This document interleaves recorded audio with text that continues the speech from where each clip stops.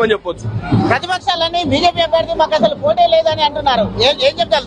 BJP అభ్యర్థి పోటీ కాదు, ఇది చూస్తే మీకు అర్థమవుతుంది. గెలిచే పార్టీ బీజేపీ పార్టీనే. జూబ్లీహిల్స్ లా కాంగ్రెస్ పార్టీ జూబ్లీహిల్స్ అధికారంలో ఉండే బీఆర్ఎస్ పార్టీ కూడా చూడవచ్చు. రోడ్ల మీద వస్తున్నాయి, ఈ రోడ్ల మీద నడుస్తున్న వాటర్ కింద పోతున్నాయి. ఇది కాంగ్రెస్ పార్టీ చూస్తుంది.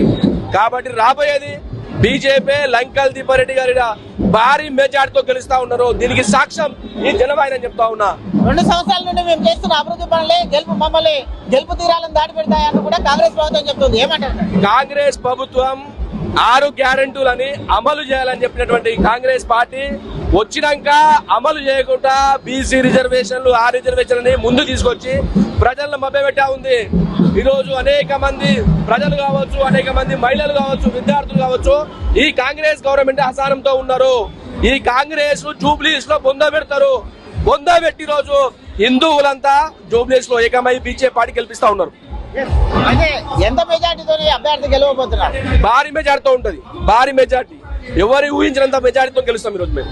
కాంగ్రెస్ మళ్ళీ ఒకసారి అయితే జూబ్లీహిల్స్ నియోజకవర్గం మీద బీజేపీ జెండా ఎగరబోతుందా? పక్కా ఎగురుతుంది. బీజేపీ జెండా ఎగురుతుంది, కాషాయ జెండా ఎగురుతుంది ఇక్కడ.